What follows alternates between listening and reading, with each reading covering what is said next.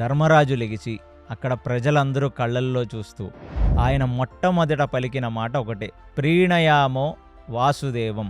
మనం ఎల్లప్పుడూ వసుదేవుణ్ణి మన హృదయాల్లో ఉంచుకొని నిత్యం మనల్ని ఆ శ్రీకృష్ణుడు వసుదేవుడు చూస్తున్నాడనే భావనతో మనం మెలిగి వసుదేవుడు మనస్సుకు ప్రీతి కలిగించేది మాత్రమే మనం చేయాలి.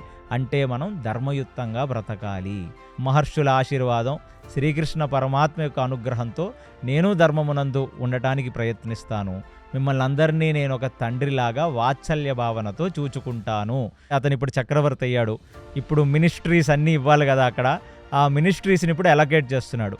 ఫస్ట్ యువరాజ పట్టాభిషేకంగా భీమసేనుణ్ణి తీసుకురమ్మన్నాడు. భీమసేనుణ్ణి తీసుకొని వచ్చి యువరాజుగా ప్రకటించారు. మీకు నా తర్వాత ఎటువంటి సమస్య వచ్చినా నిరంతరం మీ సేవలో అన్నట్టుగా భీమసేనుడు ఉంటాడు.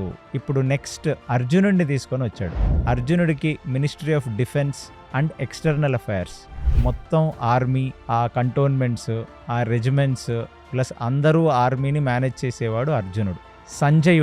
సంజయుడిని తీసుకొని వచ్చి మొత్తం మినిస్ట్రీ ఆఫ్ ఫినాన్స్ అంతా సంజయుడికి ఇచ్చాడు. అంటే జనాల కష్టంలోంచి ఎంత పన్నుని రాజు కోశాగారానికి ఇవ్వాలి సంజయుడికి ఇచ్చాడు. ఇప్పుడు విదురుణ్ణి పిలిచాడు. పరిపాలనా శాఖ విభాగం మొత్తం కూడా విదురుడి చేతిలో పెట్టాడు. అందుకు విదురుడికి ఈ పబ్లిక్ అడ్మినిస్ట్రేషన్ ఇచ్చాడు. ఇప్పుడు నకులుడిని పిలిచాడు.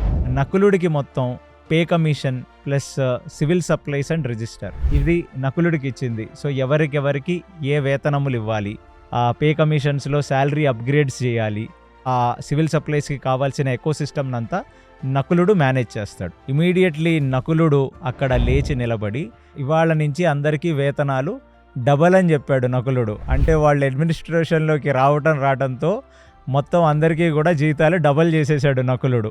నెక్స్ట్ దౌమ్యుడిని పిలిచాడు. సో దౌమ్యుడు వచ్చేసి వీళ్ళకి రాజపురోహితుడు.